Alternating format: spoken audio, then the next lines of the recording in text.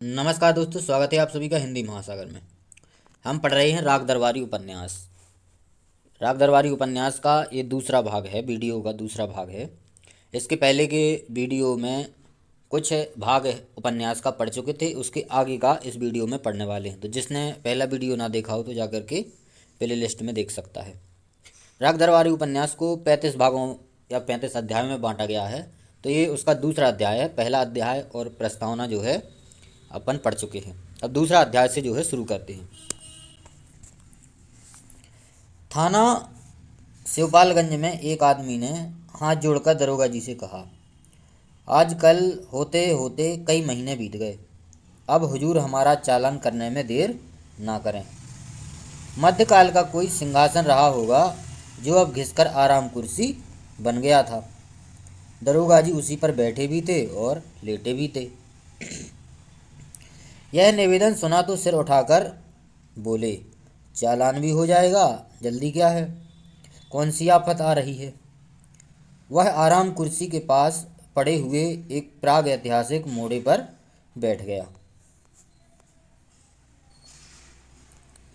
और कहने लगा, मेरे लिए तो आफत ही है, आप चालान कर दें तो झंझट मिटे।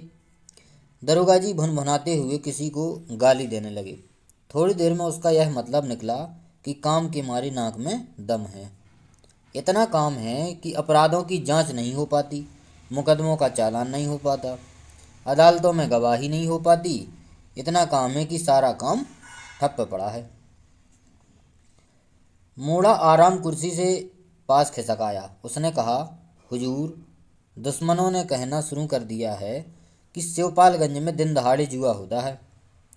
कप्तान के पास एक गुमनाम शिकायत गई है। वैसे भी समझौता साल में एक बार चालान करने का है। इस साल का चालान होने में देर हो रही है। इसी वक्त हो जाए तो लोगों की शिकायतें भी खत्म हो जाएंगी।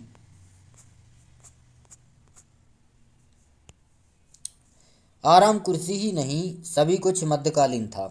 तख्त, उसके ऊपर पड़ा हुआ दरी का चीथड़ा, कलमदान, सूखी हुई स्याही की दावातें, मुड़े हुए कोनों वाली मटमैले रजिस्टर, सभी कुछ कई शताब्दी पुराने दिख रहे थे। मतलब जो थाना था उसमें जितने भी सामान थे वो सभी पुराने दिखाई दे रहे थे, पुराने।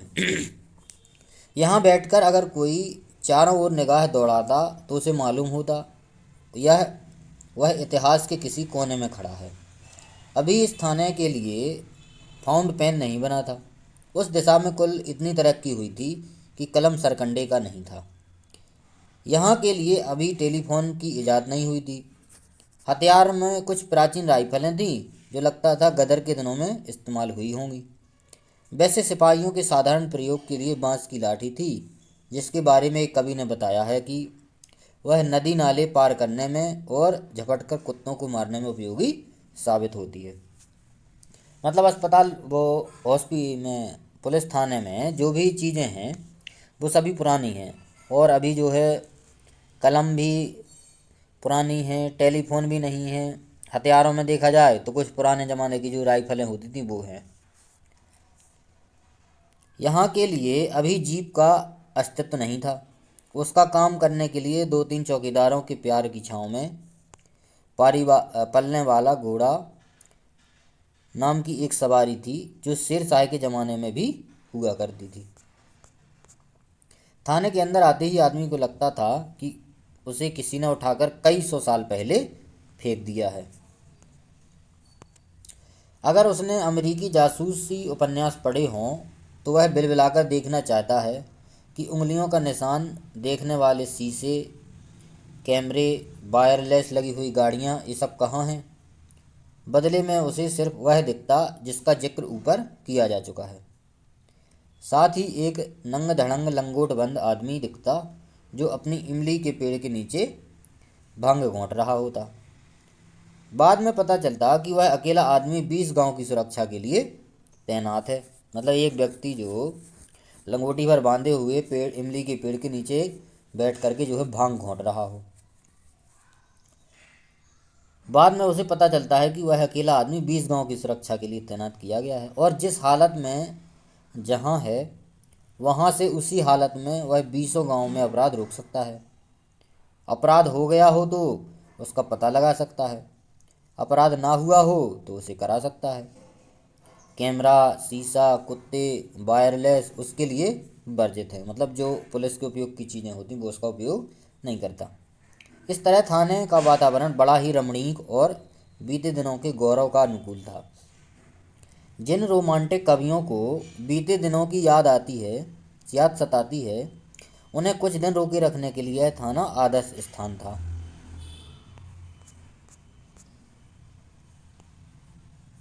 जनता को दरोगा जी और थाने के 10-12 सिपाहियों से बड़ी बड़ी आशाएं थीं। 250 250-300 गांवों के उस थाने में अगर 8 मील दूर किसी गांव में नकब लगे तो विश्वास किया जाता था कि इनमें से कोई ना कोई उसे देख जरूर लेगा। 12 मील की दूरी पर अगर रात के वक्त डाका पड़े तो इनसे उम्मीद थी कि ये वहाँ डाकुओं से पहले ही पहुँच जाएंगे। इसी विश्वास पर किसी भी गांव में इक्का दुक्का बंदूकों को छोड़कर हथियार नहीं दिए गए थे। हथियार देने से डर था कि गांव में रहने वाले असभ्य और बर्बर आदमी बंदूकों का इस्तेमाल सीख जाएंगे, जिससे वे एक दूसरे की हत्या करने लगेंगे, खून की नदियां बहने लगेंगी। जहां तक डाकुओं से उनकी सुरक्षा का सवाल था, वह दरोगा जी और उनके 10-12 आदमियों की जादूगरी पर छोड़ दिया गया था।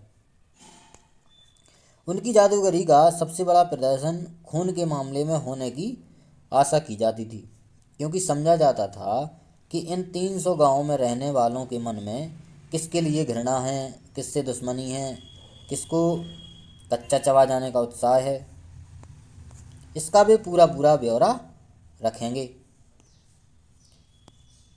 और पहले से ही कुछ ऐसी तरकीब करेंगे कि कोई किसी को मार ना सके, और अगर कोई किसी को मार दे तो वे हवा की तरह मौके पर जाकर और मारने वाले को पकड़ लेंगे, मरे हुए को कब्जे में कर लेंगे, उसके खून से तर मिट्टी को हांडी में भर लेंगे और उसके मरने का दृश्य देखने वालों की दिव्य दृष्टि देंगे, ताकि वे किसी भी अदालत में जो कुछ हुआ है उसका महाभारत के संजय की तरह आंखों देखा हाल बता सकें।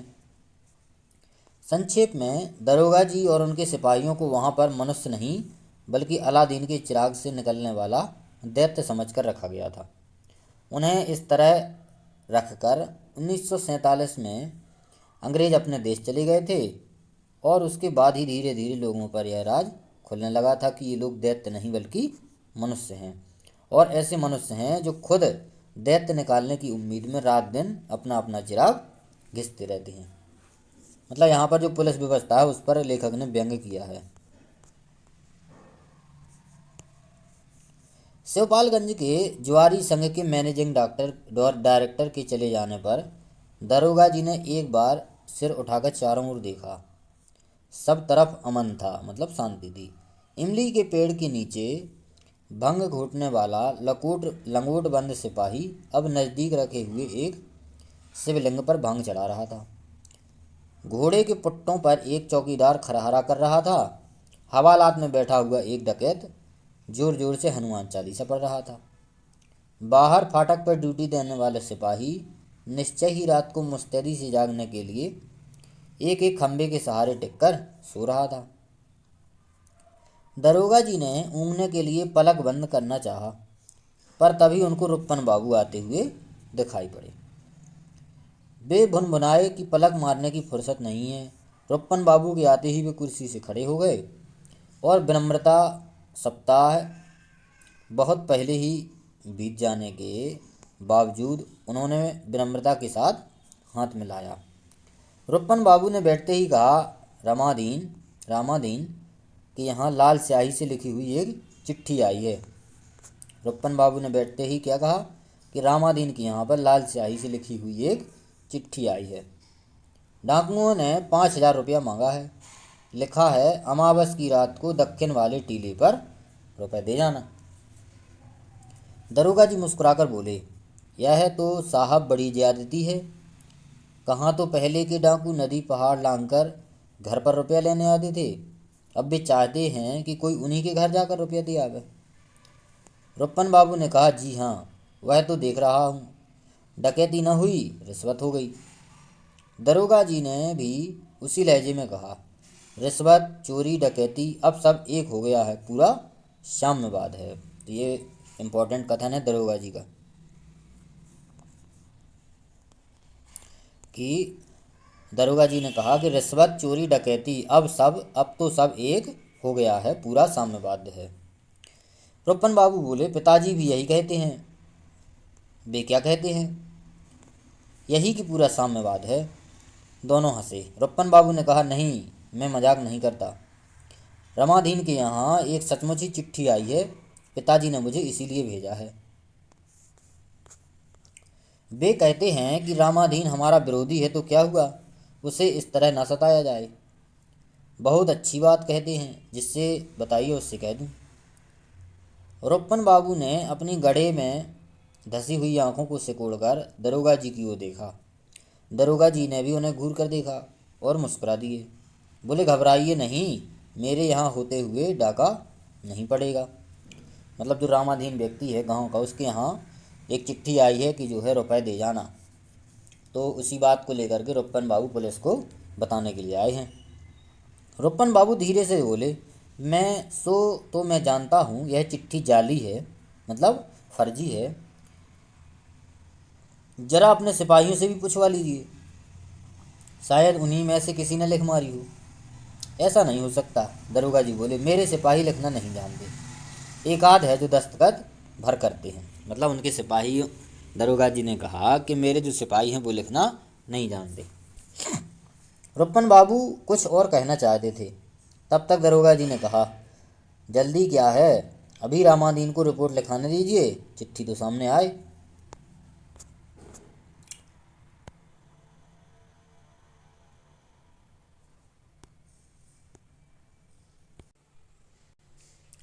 थोड़ी देर दोनों चुप रहे। दरोगा जी ने फिर कुछ सोचकर कहा, सच पूछिए तो बताऊं, मुझे तो इसका संबंध शिक्षा विभाग से जान पड़ता है। कैसे? और शिक्षा विभाग से भी क्या, आपके कॉलेज से जान पड़ता है। रुपन बाबू बुरा मान गए। आप तो मेरे कॉलेज के पीछे पड़े हैं। मुझे लगता है कि रामादीन के घर यह चिट्ठी आपके कॉलेज के किसी लड़के ने भेजी है। आपका क्या ख्याल है? रुपन बाबू ने कहा कि आप लोगों की निगाह में सारे जुर्म स्कूली लड़के ही करते हैं। रुपन बाबू ने फटकारते हुए कहा, अगर आपके सामने कोई आदमी जहर खाकर मर जाए तो आप लोग उसे भी आत्महत्या ना मानेंगे, यही कहेंगे कि इसे किसी विद्यार्थी ने जहर दे दिया। मतलब रुपन बाबू जो है नाराज हो गए। ये इम्पोर्टेंट कथन है।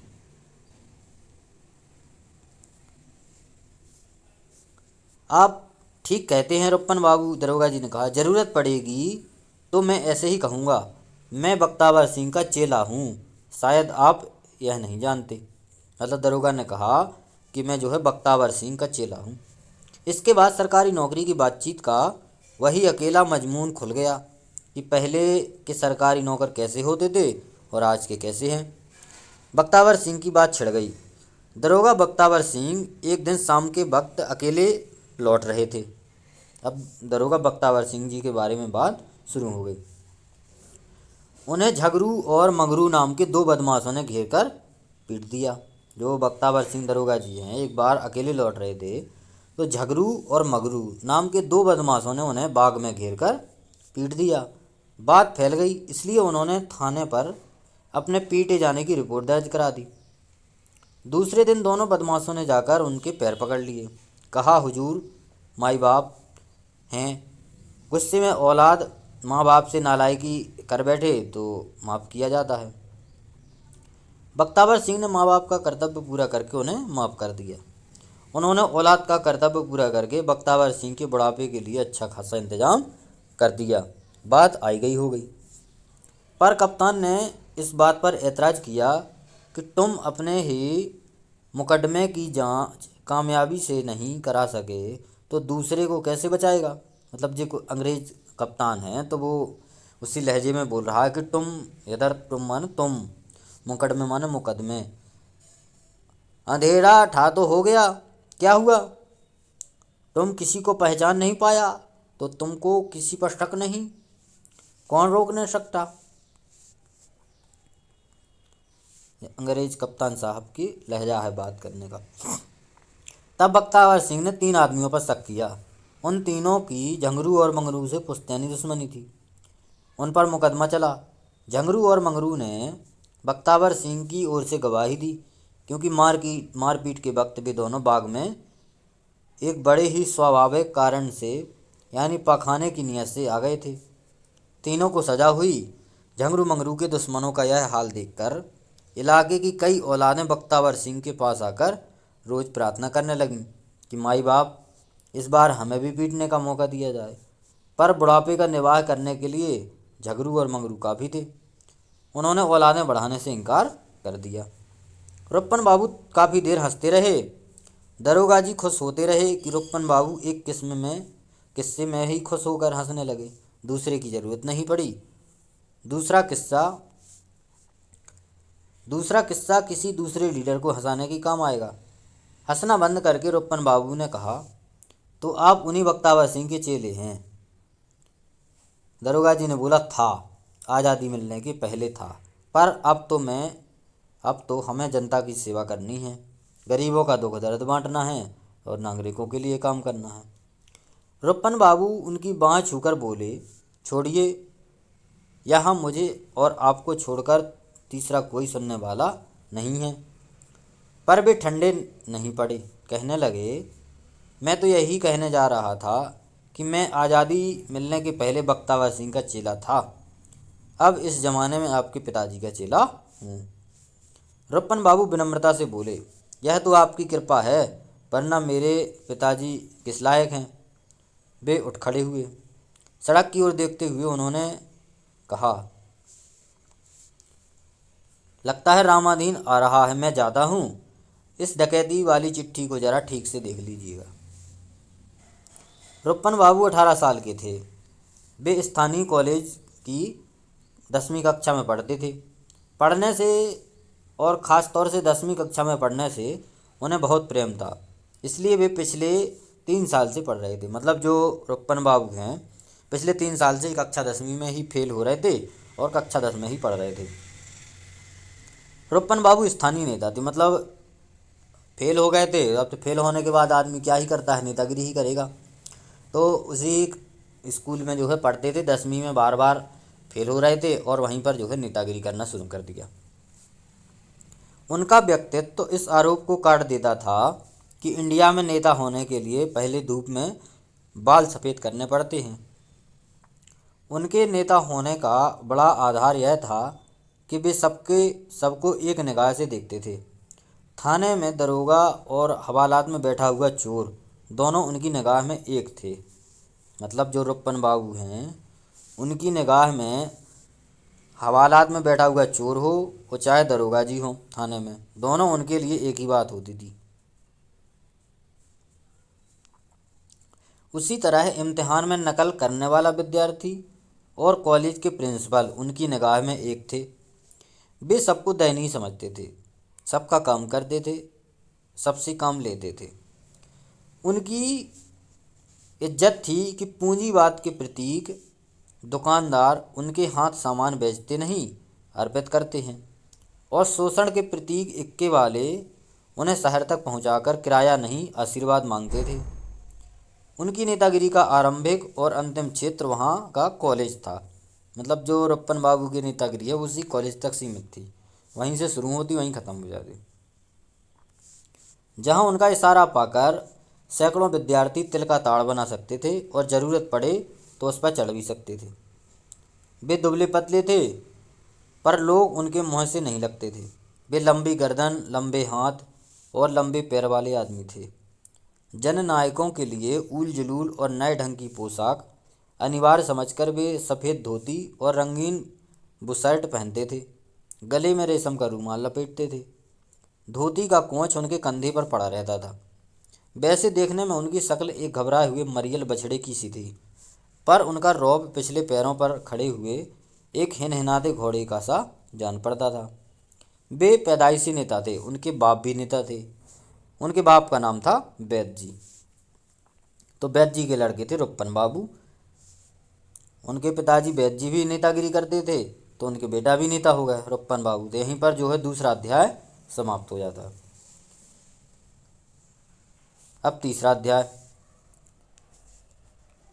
दो बड़े और छोटे कमरों का एक डाक बंगला था, जिसे डिस्ट्रिक्ट बोर्ड ने छोड़ दिया था। उसके तीन ओर कच्ची दीवारों का पर छप्पर डालकर कुछ अस्तबल बनाए गए थे। अस्तबलों में कुछ दूरी पर पक्की ईंटों की दीवार पर टिन डालकर एक दुकान सी खोली गई थी।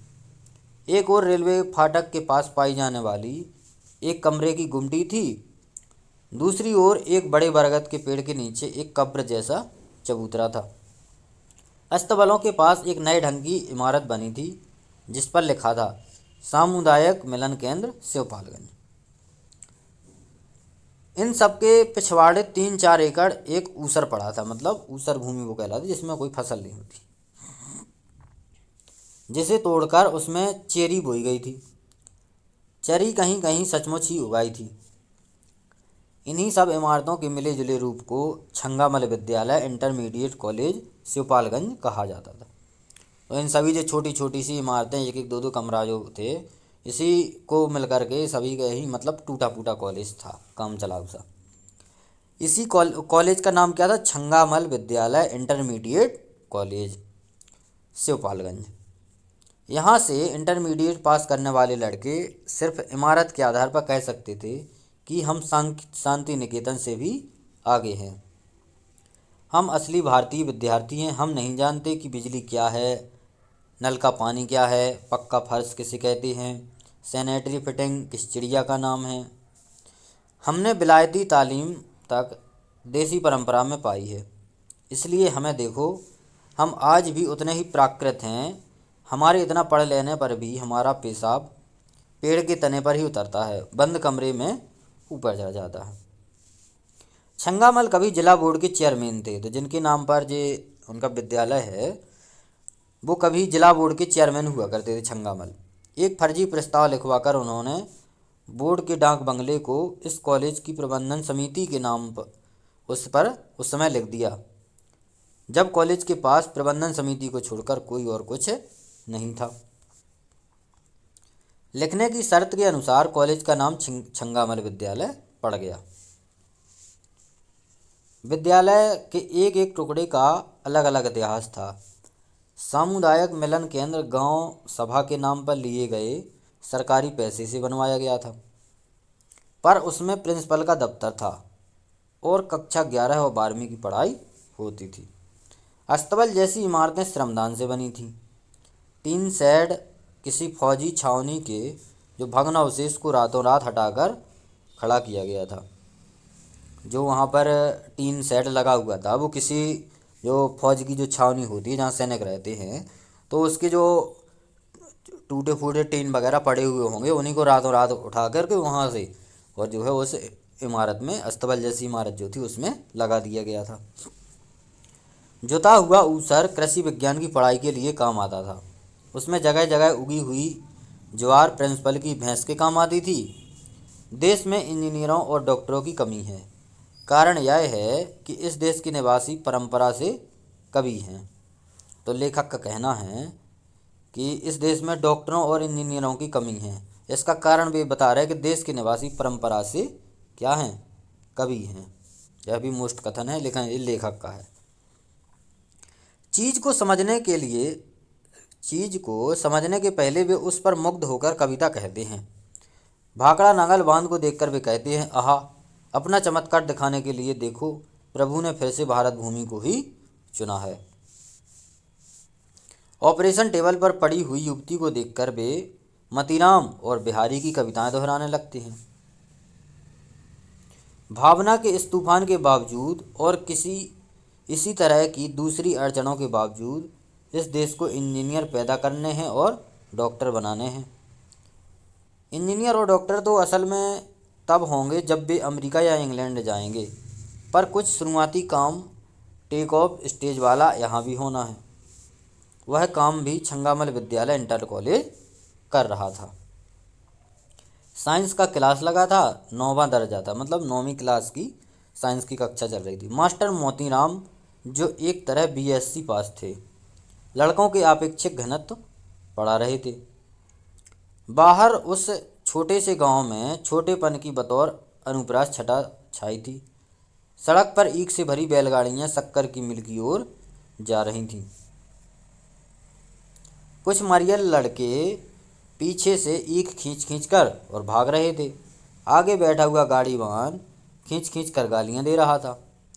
गालियों का मौलिक महत्व आवाज़ की ऊंचाई में है, इसलिए गालियां और जवाबी गालियां एक दूसरे को ऊंचाई पर काट रही थीं और दर्जे में खिड़की के रास्ते घुसकर पार्श्व संगीत का काम कर रही थीं। लड़के नाटक का मजा ले रहे थे और साइंस पढ़ रहे थे। एक लड़के ने कहा, मास्टर साहब, आपेक्षिक घनत्व किसे कहते हैं? वे बोले, आपेक्षिक घनत्व माने रिलेटिव डेंसिटी। एक दूसरे लड़के ने कहा, अब आप देखिए, साइंस नहीं अंग्रेजी पढ़ा रहे हैं। वे बोले, साइंस साला अंग्रेजी के बिना कैसे आ सकता है? लड़कों ने जवाब में हंसना शुरू कर दिया। हंसी का कारण हिंदी अंग्रेजी की बहस नहीं, साला मुहावरे का प्रयोग था।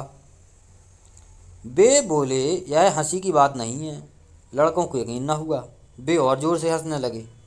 इस पर मास्टर मोतीराम खुद उन्हीं के साथ हंसने लगे। लड़के चुप हो गए। उन्होंने लड़कों को माफ़ कर दिया। रिलेटिव डेंसिटी नहीं समझते हो तो आपेक्षिक घनत्व को यूँ दूसरी तरकीब से समझो।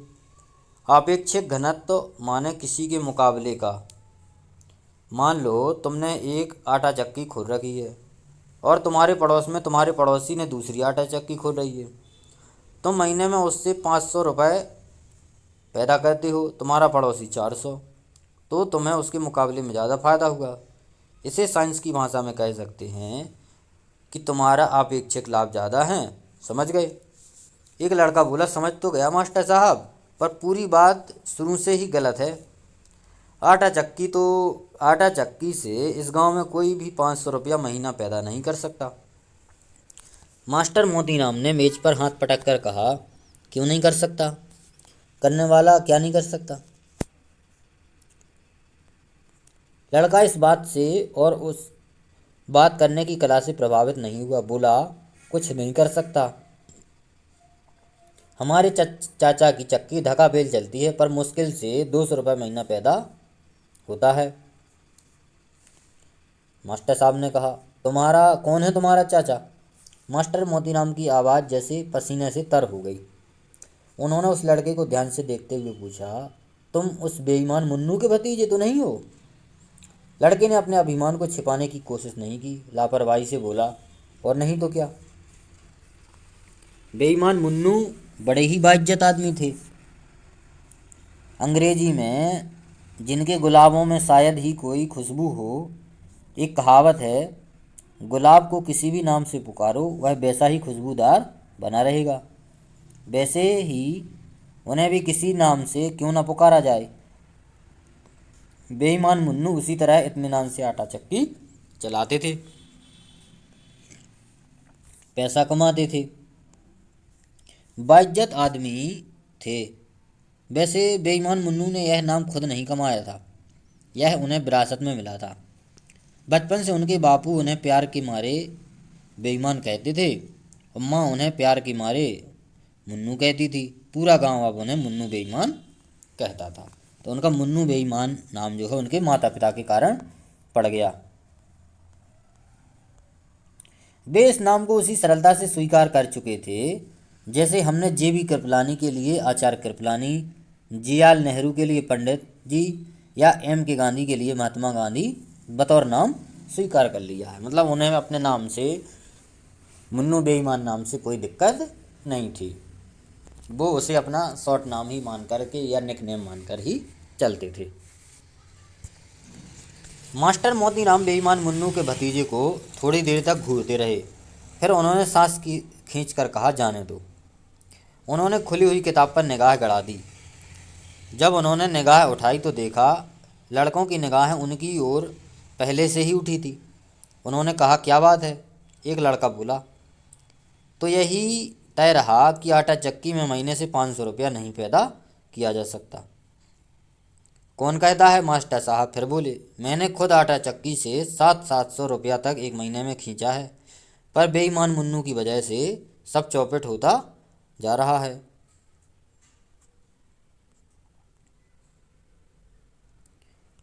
बेईमान मुन्नू के भतीजे ने शालीनता से कहा, इसका अफसोस ही क्या मास्टर साहब, यह तो व्यापार है, कभी चित कभी पट।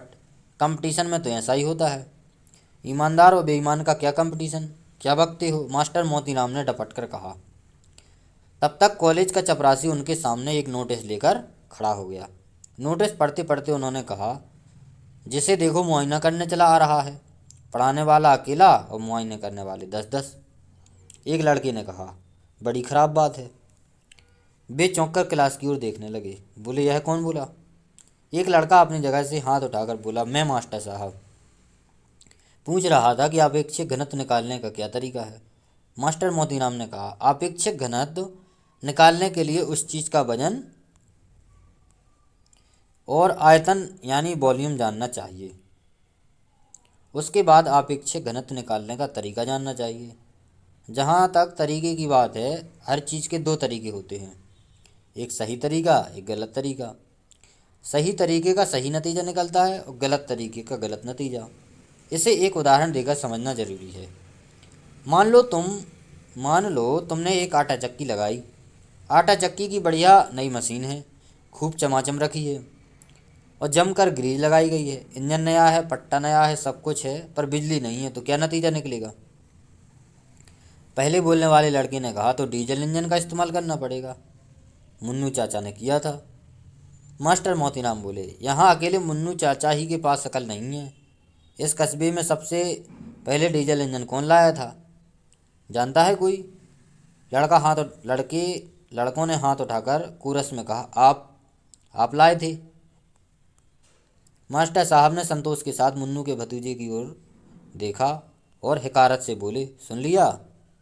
बेईमान मुन्नू ने तो डीजल इंजन मेरी देखा देखी चलाया था, पर मेरी चक्की तो यह कॉलेज खुलने से पहले चल रही थी। मेरी ही चक्की पर कॉलेज की इमारत के लिए हर आटा पिसवाने वाले से शेर भर आटे का दान लिया गया। मेरी ही चक्की में पिसकर वह आटा शहर में बिकने के लिए गया और मेरी ही चक्की पर कॉलेज की इमारत का नक्शा बना। और मैनेजर काका ने कहा था कि मोती कॉलेज में तुम रहोगे तो मास्टर ही, पर असली प्रिंसिपल ही तुम ही करोगे। सब कुछ तो मेरी चक्की पर ही हुआ और अब गांव में चक्की है तो बेईमान मुन्नू की, मेरी चक्की कोई चीज़ ही ना हुई। मतलब जो मास्टर साहब हैं वो मास्टरी तो करते हैं, साथ में जो है चक्की भी चलाते हैं और अपनी चक्की जो मुन्नू बेईमान की चक्की है उससे तुलना करते रहते हैं और कहते हैं कि मेरी चक्की अच्छी है, सबसे पहले मैंने ही डीजल चक्की चलाई थी। वो यही साबित करने पे लगे हुए हैं। लड़के इत्मीनान से सुनते रहे। यह बात भी पहले भी सुन चुके थे और किसी भी समय सुनने के लिए तैयार रहते थे। उन पर कोई खास असर नहीं पड़ा।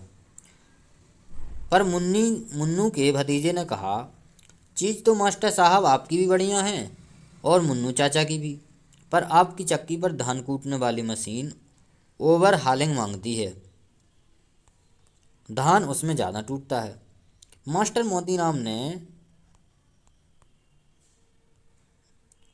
मोतीराम ने आपसी तरीके से कहा, ऐसी बात नहीं है, मेरे जैसी धान की मशीन तो पूरे इलाके में नहीं है, पर बेईमान मुन्नू कोटाई पिटाई का रेट गिराता जा रहा है, इसलिए लोग उधर दौड़ते हैं।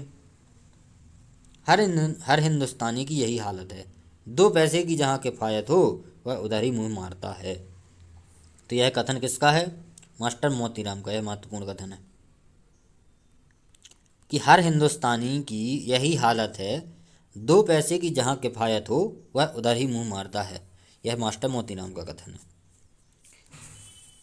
यह तो सभी जगह होता है, लड़के ने तर्क किया। मास्टर साहब फिर बोले, सभी जगह नहीं, हिंदुस्तान में ही ऐसा होता है। हाँ, उन्होंने कुछ सोचकर कहा, तो रेट गिराकर अपना घाटा दूसरे लोग तो दूसरी तरह से ग्राहकों का आटा चुरा कर पूरा कर लेते हैं। अब मास्टर मोतीराम जिस शख्स का नाम है वह सब कुछ कर सकता है, यह नहीं कर सकता। मतलब कहते हैं कि जो दूसरे चक्की वाले हैं वो लोग रेट कम करके जो है पीस देते हैं, तो उसमें से क्या करते हैं कि वो कुछ आटा चुरा लेते तो उनका खर्चा पूरा हो जाता। लेकिन जो मास्टर मोतीराम यानी मास्टर साहब, वो ऐसा कर नहीं सकते। एक लड़के ने कहा, आफिक से गणित निकालने का तरीका क्या निकला? वे जल्दी से बोले, वही तो बता रहा था।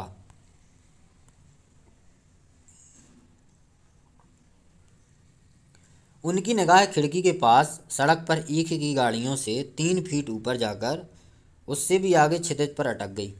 कुछ साल पहले के चिरंतन भावाविष्ट पोज वाले कवियों की तरह वे कहते रहे, मशीन तो पूरे इलाके में वह एक थी, लोहे की थी, पर शीशे जैसी झलक दिखाती थी। अचानक उन्होंने दर्जे की ओर देखकर कहा, तुमने क्या पूछा था? लड़के ने अपना सवाल दोहराया, पर उसके पहले ही उसका ध्यान दूसरी ओर चला गया था। लड़के ने भी कान उठाकर सुना।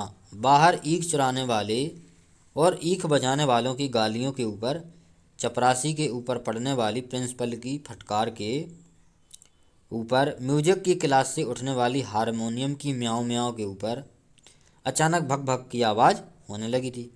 मास्टर मोतीराम की चक्की चल रही थी। यह उसी की आवाज़ थी। यही असली आवाज़ थी। अन्न वस्त्र की कमी अन्य वस्त्र की कमी की चीख पुकार, दंगे फसाद के चीत्कार, इन सब के तर्क के ऊपर सच्चा नेता जैसे सिर्फ आत्मा की आवाज़ सुनता है और कुछ नहीं सुन पाता। वही मास्टर मोतीराम के साथ हुआ। उन्होंने कुछ नहीं सुना, सिर्फ भग भग भग भग सुना। वे दर्जे से भागे। लड़कों ने कहा, क्या हुआ मास्टर साहब, अभी घंटा नहीं बजा है? वे बोले, लगता है मशीन ठीक हो गई, देखें कैसे चलती है। वे दरवाजे तक गए, फिर अचानक वहीं से घूम पड़े। चेहरे पर दर्द जैसा फैल गया था, जैसे किसी ने जोर से चुटकी काटी हो। वे बोले, किताब में पढ़ लेना, आपेक्षिक घनत्व का अध्ययन जरूरी है। उन्होंने लार घूंटी, रुककर कहा, इम्पॉर्टेंट है। कहते ही उनका चेहरा फिर खिल गया। भग भग भग कर तब बाहर के जटिल कर्म क्षेत्र में उनका आवाहन कर रहा था। लड़कों और किताबों का मोह उन्हें ना रोक सका और वे चले गए। मतलब चक्की की आवाज़ सुन करके जो है वो चले गए। दिन के 4 बजे प्रिंसिपल साहब अपने कमरे से बाहर निकले। दुबला पतला जिस्म, उसके कुछ अंश खाकी हाफ पैंट और कमीज से ढके थे।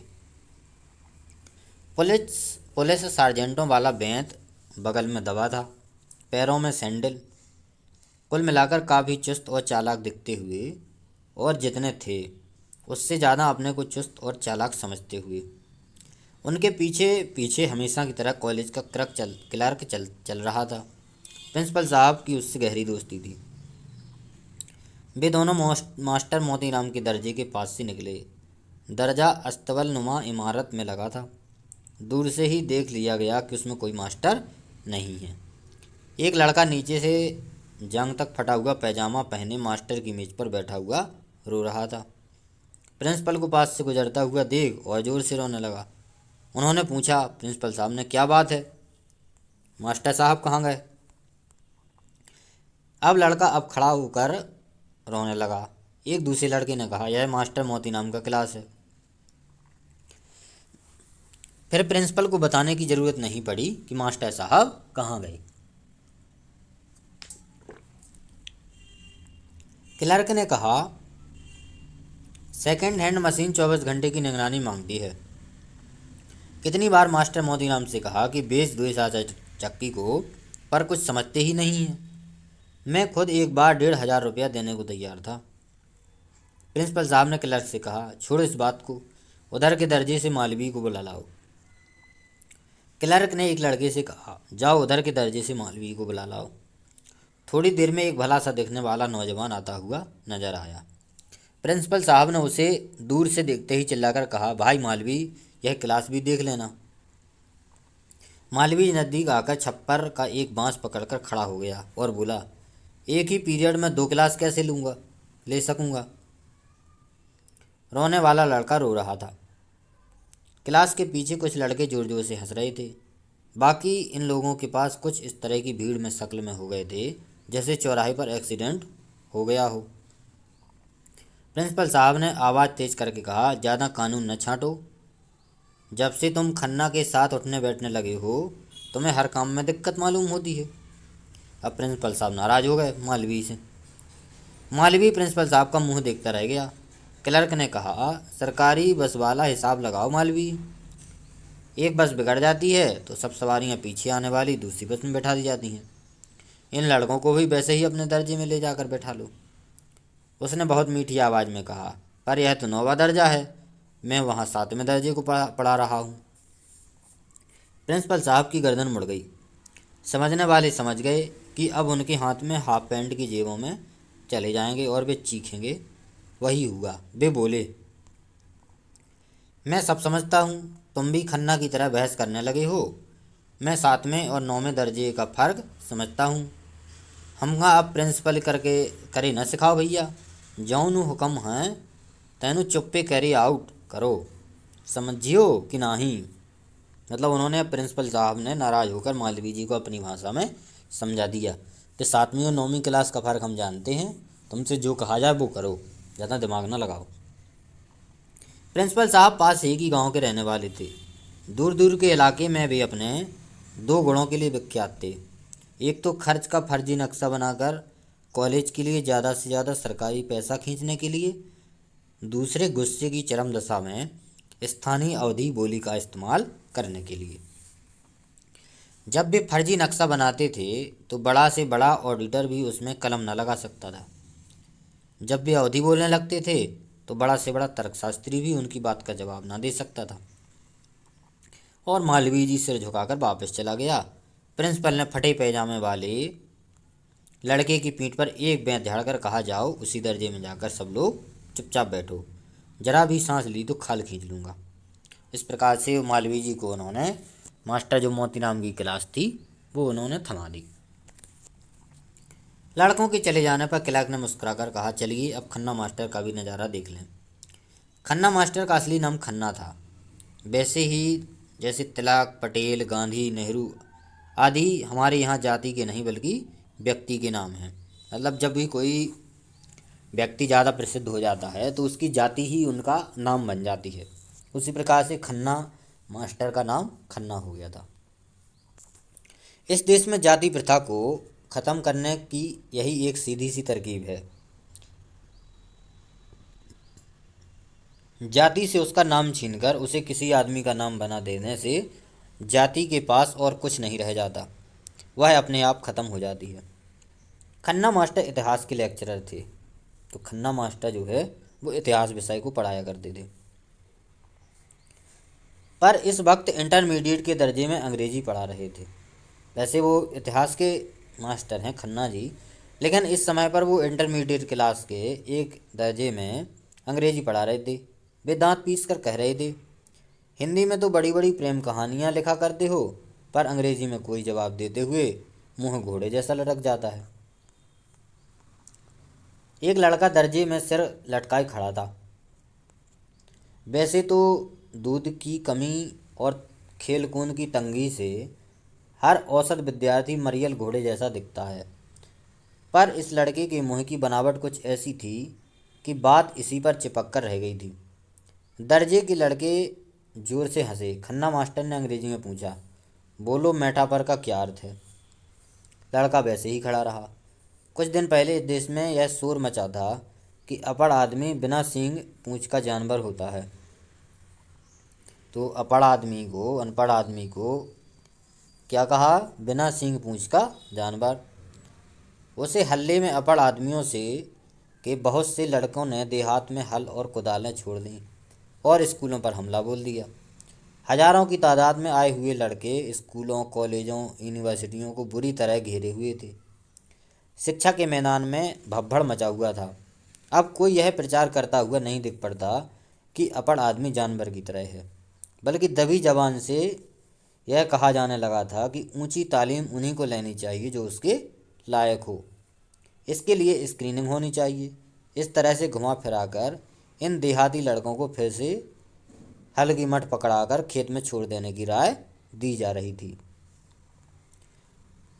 पर हर साल फेल होकर दर्जे में सब तरह की डांट फटकार झेलकर, खेती की महिमा पर नेताओं के निर्झरपंथी व्याख्यान सुनकर भी वे लड़के और हल की कुदाल की दुनिया में वापस जाने को तैयार न थे। वे कनखजूरे की तरह स्कूल से चिपके हुए थे और किसी भी कीमत पर उसे चिपके रहना चाहते थे। घोड़े के मुँह वाला यह लड़का भी इसी भीड़ का एक अंग था। दर्जे में उसे घुमा फिराकर रोज रोज बताया जाता था कि जाओ बेटा, घर जाकर अपनी भैंस दुहो और बैलों की पूँछों में ऐंठो। सैली और कीट्स तुम्हारे लिए नहीं है। पर बेटा अपने बाप से कई शताब्दी आगे निकल चुका था और इन इशारों को समझने के लिए तैयार नहीं था। उसका बाप आज भी बैलों के लिए 12वीं शताब्दी में प्रचलित गड़ासे से चारा काटता था। उस वक्त लड़का एक मटमैली किताब में अपना घोड़े जैसा मुंह छिपाकर 20वीं शताब्दी के कलकत्ते की रंगीन रातों पर गौर करता रहता था। इस हालत में वह कोई परिवर्तन झेलने को तैयार ना था, इसलिए वह मीटाफर का मतलब नहीं बता सकता था और न अपने के मुंह की बनावट पर बहस करना चाहता था। कॉलेज के हर औसत विद्यार्थी की तरह यह लड़का भी पोशाक के मामले में बेतकल्लुफ था। इस वक्त वह नंगे पांव एक ऐसी धारीदार कपड़े का मैला पैजामा पहने हुए खड़ा था जिसे शहर वाले प्रायः स्पीलिंग सूट के लिए इस्तेमाल करते हैं। वह एक गहरे कत्थई रंग की मोटी कमीज पहने था जिसके बटन टूटे थे। सिर पर रूखे और कड़े बाल थे। चेहरा बिना धुला हुआ और आंखें घिचपिची थीं। देखते ही लगता था वह किसी प्रोपेगेंडा के चक्कर में फंसकर कॉलेज की ओर भाग आया है। लड़के ने पिछले साल किसी सस्ती पत्रिका से एक प्रेम कथा नकल करके अपने नाम से कॉलेज की पत्रिका में छपा दी थी। खन्ना मास्टर उसकी इसी ख्याति से कीचड़ उछल रहे थे। उन्होंने आवाज़ बदल कर कहा, कहानीकार जी, कुछ बोलिए तो, मेटाफर क्या चीज़ है? लड़के ने अपनी जांघें खुजलानी शुरू कर दी। मुँह को कई बार टेढ़ा मेढ़ा करके वह आखिर में बोला, जैसे महादेवी जी की कविता में वेदना का मेटाफर आता है। खन्ना मास्टर ने पकड़ कर कहा, सटा, यह अंग्रेजी का क्लास है। लड़के ने जांघें खुजलाने बंद कर दी। वे खाकी पतलून और नीले रंग का बुशर्ट पहने थे और आंखों पर सिर्फ चुस्त दिखाने के लिए काला चश्मा लगाए थे। कुर्सी के पास से निकलकर वे मेज के आगे आ गए। अपने कूल्हे का एक संक्षिप्त भाग उन्होंने मेज से टिका दिया। लड़के को वे अब और कुछ कहने जा रहे थे, तभी क्लास में पिछले दरवाजे पर प्रिंसिपल साहब को घूरते हुए पाया। उन्हें बरामदे में खड़े हुए क्लर्क का कंधावर दिख पड़ा। वे मेज का सहारा छोड़कर सीधे खड़े हो गए और बोले, जी शैली की एक कविता पढ़ रहा था। प्रिंसिपल ने एक शब्द पर दूसरा शब्द लुढ़काते हुए तेजी से कहा, पर आपकी बातें सुन कौन रहा था? ये लोग तो तस्वीर देख रहे हैं। वे कमरे के अंदर आ गए। प्रिंसिपल साहब कमरा के अब अंदर आ गए। जब से उस लड़के को जो है वो डांट रहे थे मास्टर साहब, अब इतने देर में थोड़ी देर बाद जो है वहाँ पे प्रिंसिपल साहब आ गए। प्रिंसिपल साहब कमरे के अंदर आ गए। बारी बारी से दो लड़कों की पीठ पर उन्होंने अपना बेंत चुभोया। वे उठकर खड़े हो गए।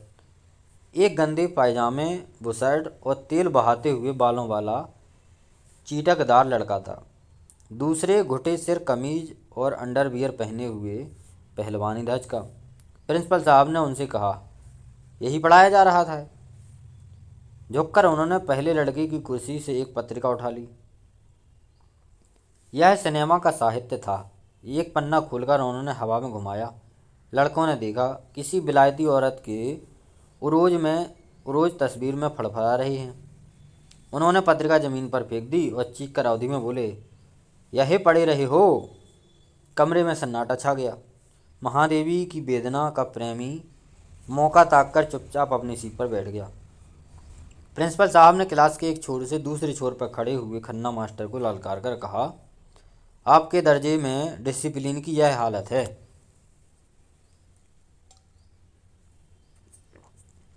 प्रिंसिपल साहब ने खन्ना मास्टर को ललकार कर कहा कि आपके दर्जे में डिसिप्लिन की यह हालत है। लड़के सिनेमा की पत्रिकाएं पढ़ते हैं और आप इसी बूते पर जोर डलवा रहे हैं कि आपको वाइस प्रिंसिपल बना दिया जाए। इसी तमीज़ से वाइस प्रिंसिपल ही कीजिएगा। भैया, यही हाल रहे तो वाइस प्रिंसिपल ही तो अपने घर पर रही। प्रसार की जुलाई माँ डगर डगर घूम्यो। अब उन्होंने अवधि बोलना शुरू कर दिया प्रिंसिपल साहब ने। कहते कहते अवधि के महाकवि गोस्वामी तुलसीदास की आत्मा उनके शरीर में एक ओर से घुसकर दूसरी ओर निकल गई। फिर वे खड़ी बोली पर आ गए।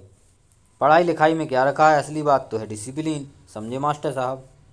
यह कहकर प्रिंसिपल उमर खयाम की हीरो की तरह मैं पानी जैसा आया था और आंधी जैसा जाता हूँ की अदा से चल दिए। पीठ पीछे उन्हें खन्ना मास्टर की भुन्नाहट सुनाई दी।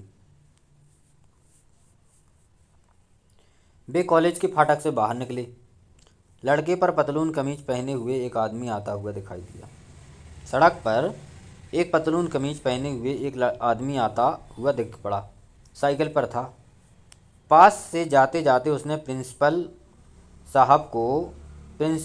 साहब ने उसे सलाम किया। उसके निकल जाने पर क्लर्क ने पूछा, यह कौन चिड़ी मार है? मलेरिया का इंस्पेक्टर है, नया आया है। बीडीओ का भांजा लगता है, बड़ा फितरती है। मैं कुछ बोलता नहीं, सोचता हूँ कभी काम आएगा। क्लर्क ने कहा, आजकल ऐसे ही चिड़ी मारों से काम बनता है, कोई शरीफ आदमी तो कुछ करके देता ही नहीं। थोड़ी देर तक दोनों चुपचाप सड़क पर चलते रहे और प्रिंसिपल ने अपनी बात फिर से शुरू की।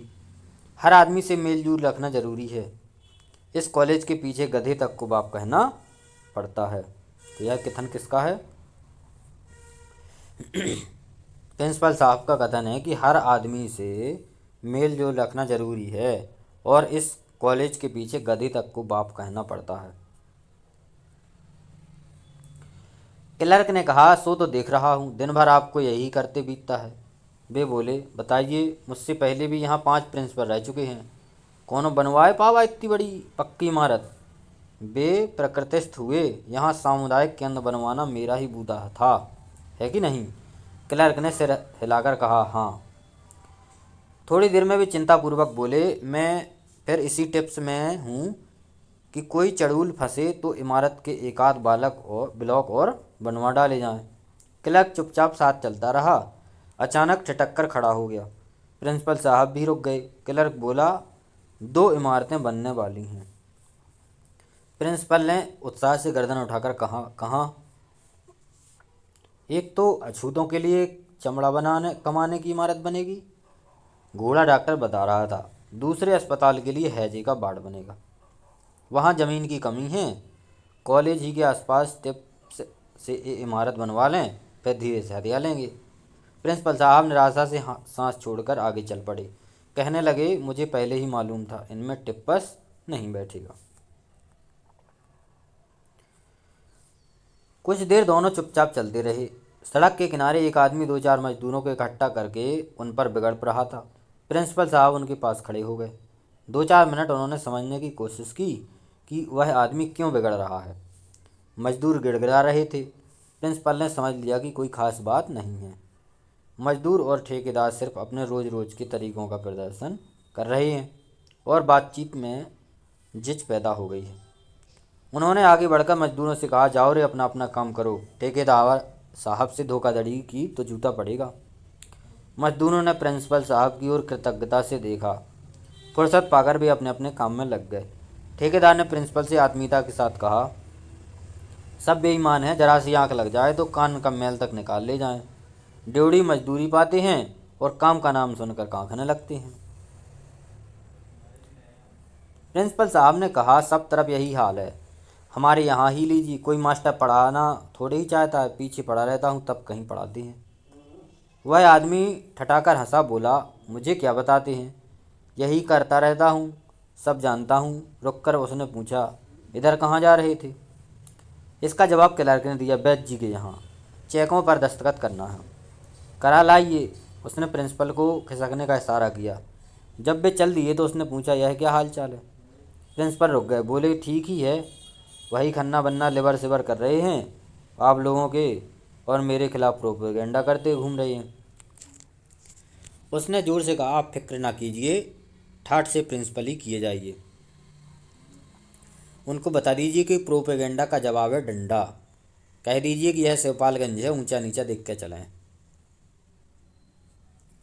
तो ठेकेदार साहब ने कहा कि उनको बता दीजिए कि प्रोपेगेंडा का जवाब है डंडा और कह दीजिए कि यह शिवपालगंज है, यहाँ ऊंचा नीचा देख करके जो है चलें। प्रिंसिपल साहब अब आगे बढ़ गए तो क्लर्क बोला, ठेकेदार साहब को भी कॉलेज कमेटी का मेंबर बनवा लीजिए, काम आएंगे। प्रिंसिपल साहब सोचते रहे। क्लर्क ने कहा, 4 साल पहले की तारीख में संरक्षक वाली रसीद काट देंगे। प्रबंधक कमेटी में भी इनका होना ज़रूरी है, तब ठीक रहेगा। प्रिंसिपल साहब ने तत्काल कोई जवाब नहीं दिया। कुछ रुक कर बोले, वैद्य जी से बात की जाएगी, ये ऊंची पॉलिटिक्स की बातें हैं, हमारे तुम्हारे कहने से क्या होगा। एक दूसरा आदमी साइकिल पर जाता हुआ दिखा। उसे उतरने का इशारा करते हुए प्रिंसिपल साहब ने कहा, नंदापुर में चेचक फैल रही है और आप यहाँ झोला दबाए हुए शायरी कर रही हैं। उसने हाथ जोड़कर पूछा, कब से? मुझे तो इत्तला नहीं है। प्रिंसिपल साहब ने भौं ही टेढ़े करके कहा, तुम्हें सर से फुर्सत मिले तब तो इत्तला हो। चुपचाप वहाँ जाकर टीके लगाया आओ, नहीं तो शिकायत हो जाएगी, कान पकड़ कर निकाल दी जाओगे, यह टेरी लेन की बुसट रखी रह जाएगी। वह आदमी घिघियाता हुआ आगे बढ़ गया। प्रिंसिपल साहब क्लर्क से बोले, यहाँ पब्लिक हेल्थ के एसडीओ हैं के एसडीओ हैं यह, जिसकी दुम में अफसर जुड़ गया समझ लो अपने के अफलातून समझने लगा। यो भी ना जाने अपने आप को क्या लगाते हैं, राह से निकल जाते हैं, पहचानते तक नहीं। मैंने भी सोचा बेटा को झाड़ दिया जाए। क्लर्क ने कहा, मैं जानता हूँ, यह भी एक ही चिड़ी मार है। यहाँ पर अध्याय 3 जो है समाप्त हो जाता है। तो इस वीडियो में यहीं तक। यदि वीडियो पसंद आया तो लाइक करें, कमेंट करें और चैनल पर नए हैं तो सब्सक्राइब ज़रूर करें। धन्यवाद।